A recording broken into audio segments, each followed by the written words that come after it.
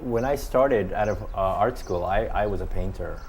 That's all I really wanted to do is paint. But later I felt like I needed to go in a direction where I could work more physically with my hands, just to explore certain satisfactions that painting can't give you.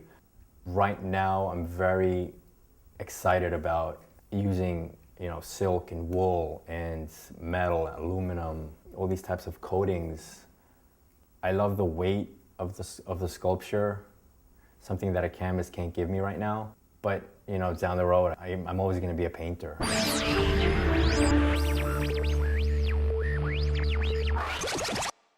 I love drawing and painting, and indeed, a lot of these works start as drawings, though nobody ever sees them. I guess there's a lot of history and historical elements in my work.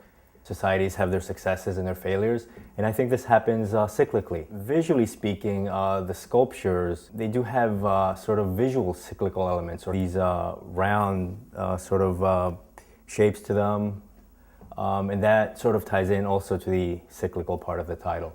So, Cyclical Tales of Mother's Unmentionables. Mother has to do more with, not the biological mother, but it has to do more with motherland or mother nature, how we deal with human nature. Really, mother nature, I think, is human nature. It's supposed to be a little bit, again, sensationalist and kind of alluring to draw in the viewer.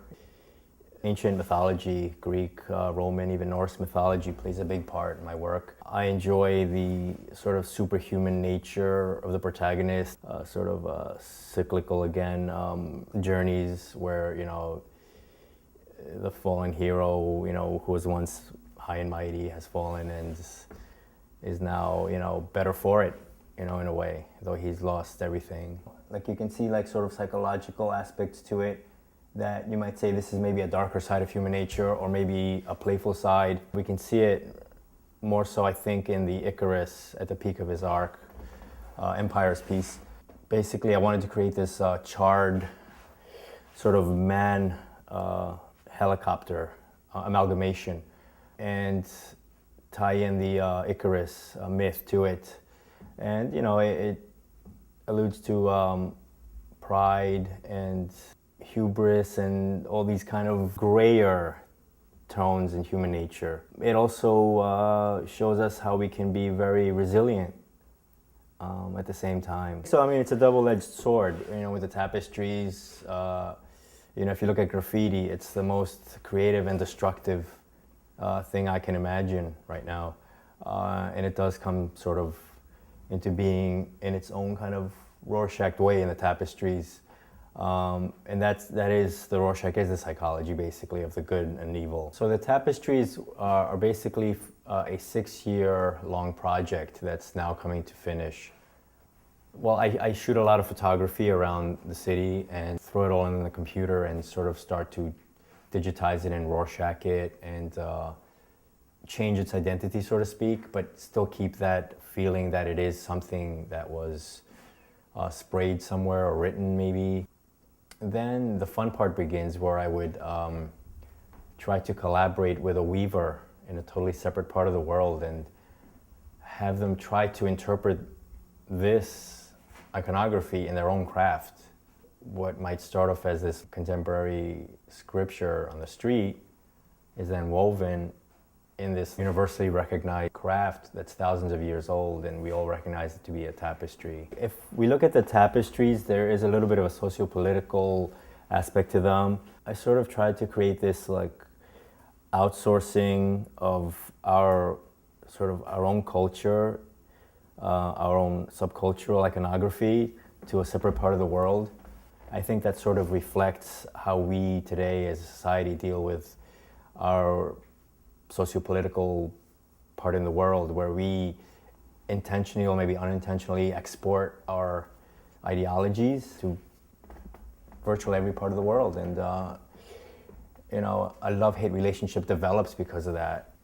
It was very interesting because the weavers have to work with specific dyes. I would go back and forth with them and they would say these are our favorite hues that we use for our own culture.